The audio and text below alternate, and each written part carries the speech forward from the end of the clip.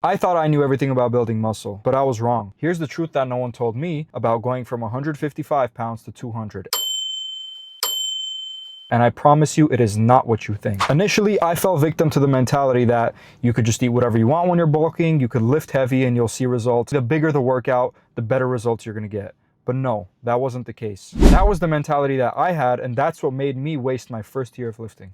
We're gonna talk about 3 key topics. All 3 of these topics had parts that I was lied to about, but I'm gonna help you guys out. Going from 155 pounds to 200 wasn't just because I was lifting. It was more so my nutrition. When I locked in on my diet and I started taking everything a lot more seriously, my results skyrocketed, and it was like a mini steroid cycle. I learned that building muscle isn't really solely because of the gym, and it's more so your nutrition, if anything. I started by eating at home every day, to then eating a lot of protein, to then tracking my protein. Then I got into my fats and my carbs, which are equally as important. I stopped overeating junk food, and I felt that my body was getting the fuel it deserved. 2, training. Lifting heavy is bullshit, especially if you want to be aesthetic. Sure, you'll get bigger, you'll get stronger, but in reality, who cares how much you bench?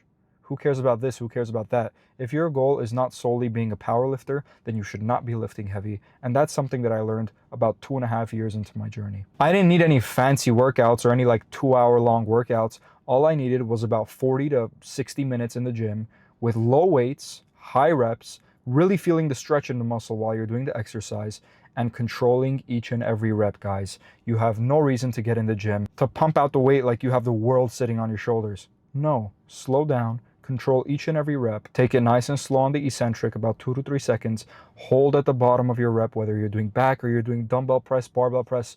Hold at the bottom of your rep. Feel that stretch in your muscle, and then be nice and explosive on the way up. I stopped worrying about getting a 315 bench press and doing this and doing that. I started worrying more about taking my sets to failure, but doing it the right way, with low weights and with high reps. Control, stretch, squeeze. Number 3, recovery.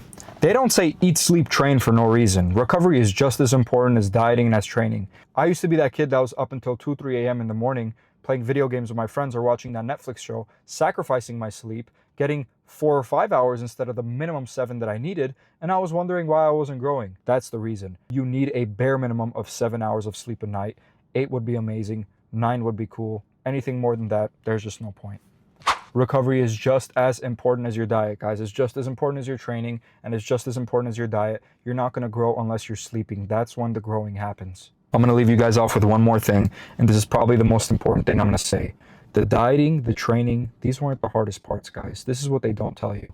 The hardest parts is staying disciplined and staying consistent when your results are slow. I'm a natural lifter. My results come slow. And the hardest part about my journey personally is showing up to the gym every day, dieting every day, for weeks on end, for months on end, barely seeing results. The results are going to be super slow, guys. But it's so important to stay disciplined. It's so important to stay motivated, because 3-4 months down the line, you're going to look back and you're going to be like, damn, I wish I started.